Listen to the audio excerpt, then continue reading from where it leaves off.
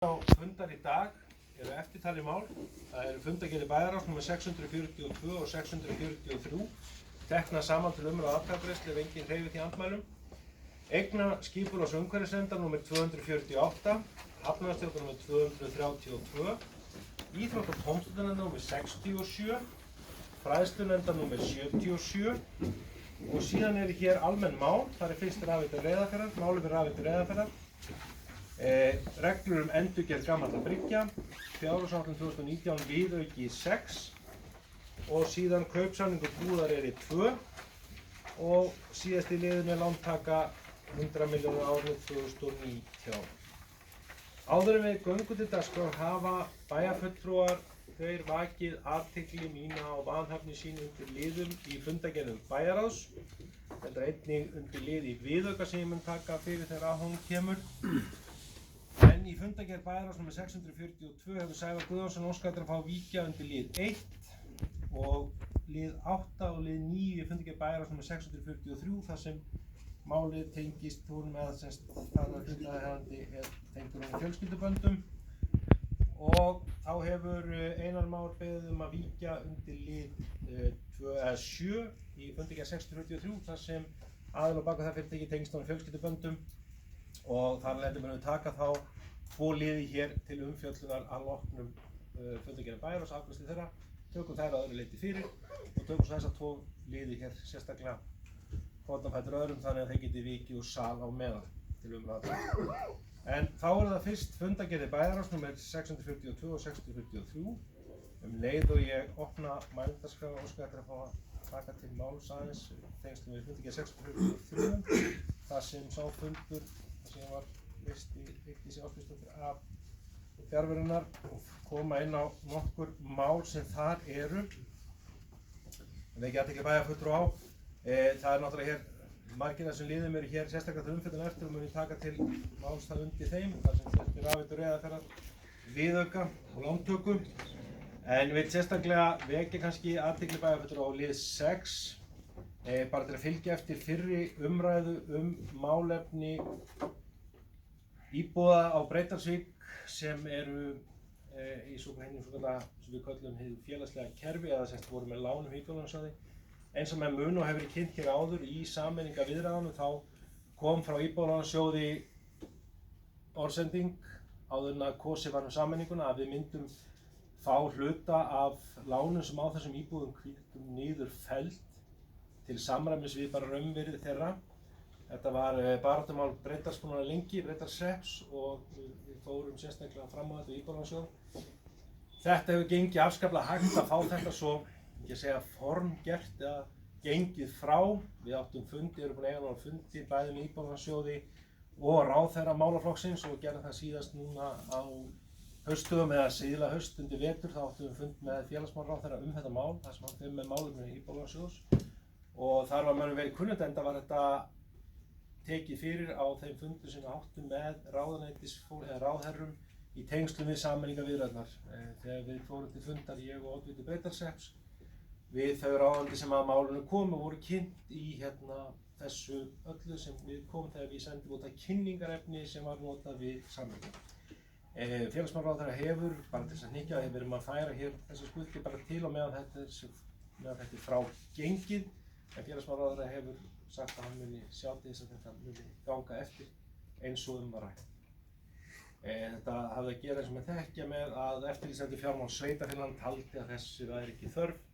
En málið snertir ekki eftirlitsnefnd fjármála sveitarfélaganna. Hvorugt sveitarfélagið, hið nýja sveitarfélagið er ekkert undir henni og hefur ekki verið árabil. Og málið snýr beint að Íbúðalánasjóði og félagsmálaráðherra. Aðeins í sambandi við lið 10 endurnýjun á björgunarklippum, það var minnisblað slökkviliðsstjóra. Við þurfum að fara í endurnýjun á klippubúnaði. Hann er góður hér í tengslum við atvinnulífið hér út á Hrauni, en klippubúnaði sem við erum bæði með á Norðfirði og eins á Fáskrúðsfirði í tengslum við þau svæði og þessu er á Breiðdal, hann þarf endurnýjun við. Við erum fara að hefja fyrstu aðgerðir í þeim efnum. Kaupir núna búnað sem kemur og annar búnað verið keyptur strax eftir áramót eða fer í pöntun, hann tekur nú svona tíma að koma og þannig að við verðum með betri klippur þegar við stöndum frammi fyrir bílslysum. Búnaður okkar á þessum báðum stöðum er 24 ára gamall. Hann ræður illa við það, ekki segja það stál sem er í bílum í dag, sagt af kunnugum af slökkviliðsmönnum. Og þurfi líka glussatengdur en við viljum fá hann rafmagnstengdan þannig að hann verði til taks og sé nothæfur og sé ekki til þess að draga neitt úr getu slökkviliðsins til þess að takast á við umferðarslys eða önnur slys þegar þeir eru að sinna. Síðan aðeins undir lið 15 sem er starfsemi Krabbameinsfélag Austfjarða. Það kom erindir á Krabbameinsfélaginu það sem óskað eftir framlagi til starfsemi hans frá sveitarfélaginu. Krabbameinsfélagið er afskaplega öflugt, rekur hér skrifstofu á Rauðafirði en er hérna Krabbameinsfélag, þetta eru 2 Krabbameinsfélag á Austurlandi. Annars vegar Krabbameinsfélag Austurland sem er með, ekki að segja, hér svæði, Egilsstaðir og nágrenni og síðan Austfjarða sem er hér niður frá. Þeir reka mjög metnaðarfulla og góða starfsemi þetta félag og hafa ekki mikið leitað til sveitarfélagsins en óskuðu eftir núna aðkomu okkar að því að aðstoða við að greiða leigu að núverandi húsnæði. Þeir horfa til þess að auka starfsemi sína frekar ef eitthvað er og auka stuðning við krabbameinssjúklinga okkar svæði, bæði hér og eins við sjúkrahúsið og við högnum okkur bara þess að öfluga starfi, hittum forsvarsmanns þeirra daginn og samþykktum að veita þeim 6.000 kr. styrk á árinu 2020 sem er húsaleiga þeirra yfir árið og til þess að koma að þessu brýna og þarfa starfi sem er í þessu félagi sem er svo nauðsynlegt fyrir þá sem glíma við þennan vágest. Síðan aðeins vil ég bara vekja athygli þar sem kemur líka undir fundargerð íþrótta- og tómstundunefndar hér á eftir, nr. 67, en íþrótta- og tómstundunefnd kom fram með það undir liðnum ungt fólk og ég veit að formaður mun koma hér upp á eftir en bæjarráð tóku undir og það er nauðsynlegt að koma á fót forvarnateymi sem vinni markmið með niðurstöðu skýrslu rannsóknar og greiningar. Það er afskaplega, við fáum skýrslu og rannsóknar og greiningu hverju ári, það er mjög brýnt að taka henni að fullri alvöru. Í henni eru vísbendingar hluti sem við þurfum að hugsa betur og hyggja betur að í forvarnamálum og við munum nú vinna þetta og ég íþrótta- og tómstundunefnd vinna þetta nú áfram inn á fjölskyldusviðinu áramótin að koma þess á og styrkja þennan lið sem snýr að unga fólkinu okkar. En það var ekki fleira, Eydís Ásbjörnsdóttir hefur beðið málið, gerðu svo vel Eydís.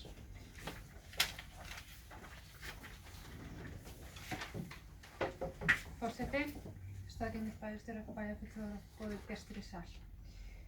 Ég ætla að fara hérna yfir nokkur atriði í fundargerð bæjarráðs nr. 642 en það er liður 1.2 og bæjarráð samþykkti drög að reglum styrkveitingu vegna viðhalds og endurgerðar gamalla bryggja og er þeim vísað til staðfestingar hér bæjarstjórn og reglurnar verða svo teknar undir lið 8 undir almenn mál hér að eftir. Liður 1.4 beiðni styrk vegna jólasjóðs. Bæjarráð samþykkir að styrkja jólasjóðunum 500.000 líkt og undanfarin ár. Hefði komin á samvinnu Rauða krossdeilda í Fjarðabyggð, fjölskyldusviði Fjarðabyggðar, mæðrastyrksnefndar kvenfélagsins Nönnu, kvenfélags Reyðarfjarðar, kaþólsku kirkjunnar og þjóðkirkjunnar við að styrkja einstaklinga og fjölskyldur sem þurfa aðstoð að halda fyrir jólin. Liður 1.5 erindi knattspyrnufélags Fjarðabyggðar. Stjórnarmenn KFF komu á fund bæjarráðs en það voru þeir Ingi Steinn Freysnesson, Hilmir Ásbjörnsson og Jóhann Ragnar Benediktsson og þeir sátu fundina hjá ásamt íþrótta- og tómstundafulltrúa. Þeir fóru meðal annars yfir framtíðarsýn félagsins og afreksstefnu þess og í framhaldi af fundinum bæjarráð fól þá íþrótta- og tómstundafulltrúa að taka þetta saman og leggja fram minnisblað fyrir bæjarráð og taka fyrir á nýju.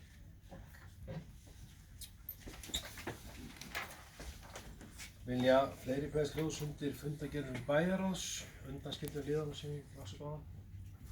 Svo virðist ekki vera, þá ber ég fundargerðum bæjarráðs upp á þeim liðum undanskildum þess að það er samþykki með skeiðmerki, sagði með 9 atkvæðum. Þá munum við taka fyrir lið 1 í 642 og lið 8 og 9 í 643 og Sævar Guðjónsson hefur ókvæðið frá víkjusal vegna tengsla. Þá eru þessi liðir teknir til umræðu og atkvæðagreiðslu, tengjast breytingum eða samþykkt á töku tilboð sem barst í hesthúsið á Símonartúni sem hefur verið sölu nokkuð langt skeið á vegum Fjarðabyggðar, festi kaup á fyrir 2 ár síðan, ég man rétt, hátt í 2 ár, vegna breyttra forsendna sem þar voru við það svæði sem var skipulagt sem frístundabúskapsbyggð, var svo hafði orðið ýmsar breytingar á tengslum við mál, í tengslum við örhlaup og fleira. Þannig að sú afstaða var tekin til að kaupa það hús. Það húsið hefur verið til sölu til brottflutnings.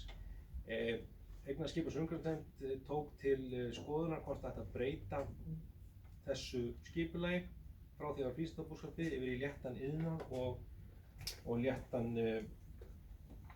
geymslur sem það hefur verið gert núna í tengslum við breytingu á aðalskipulagi. Í húsi bárust 2 tilboð jafnframt. Það hefur verið nokkuð langt skeið auglýst. Það var auglýst fyrst eins og lög gera ráð fyrir, þar sem allir gátu boðið í það, ekkert boð kom, en síðan hefur það verið á fasteignasölu.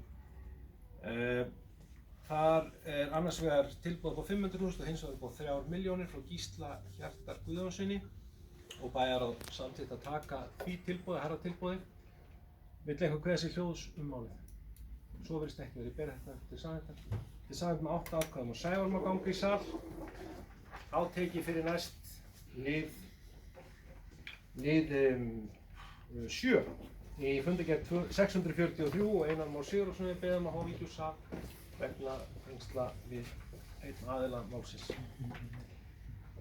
Þá sá liður, hann snýr að kauptilboði í íbúð á Eskifirði Bleiksáhlíð 2-4 frá fyrirtæki sem heitir Uxavogur ehf.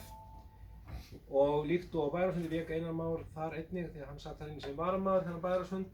Þetta er tilboð að upphæð 8,3 milljónir í íbúð, 3 herbergja íbúð á fyrstu hæð í Bleiksáhlíð 2-4 á Eskifirði.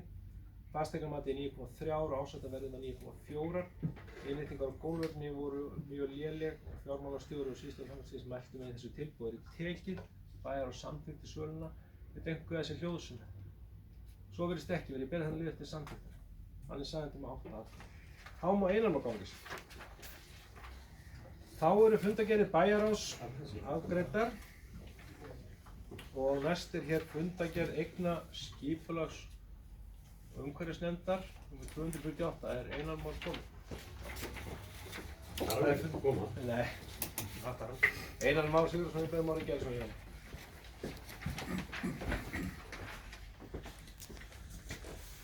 Forseti, örfá atriði varðandi fundargerð eigna skipulags- og umhverfisnefndar 248.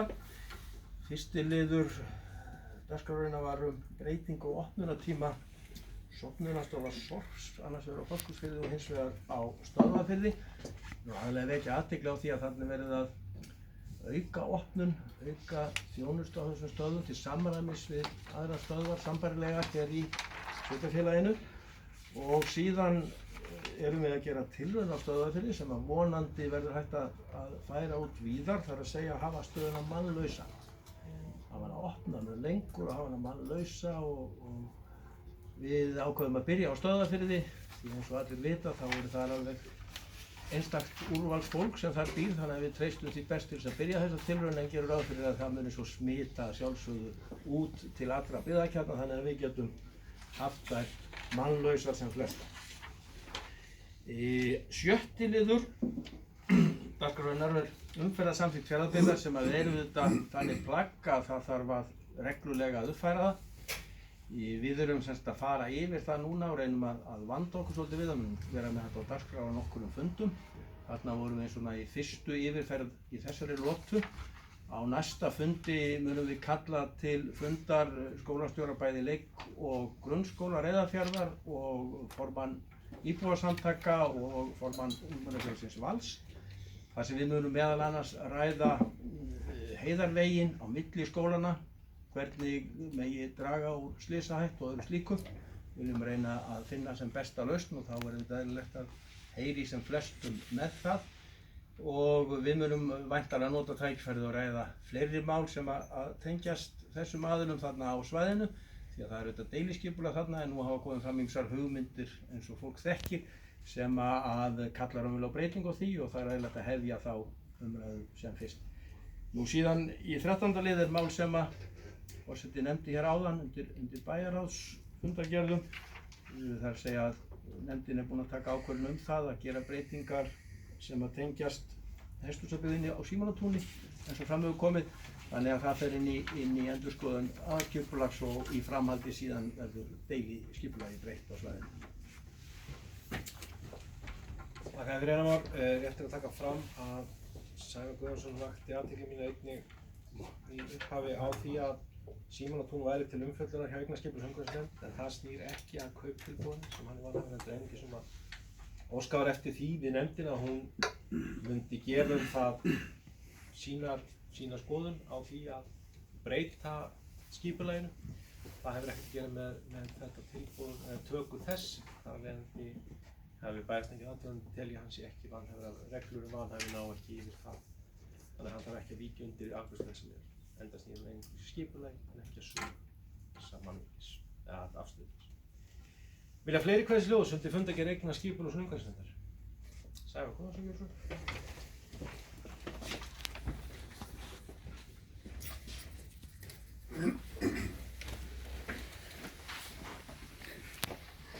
Já, forseti, staðgengill bæjarstjóra,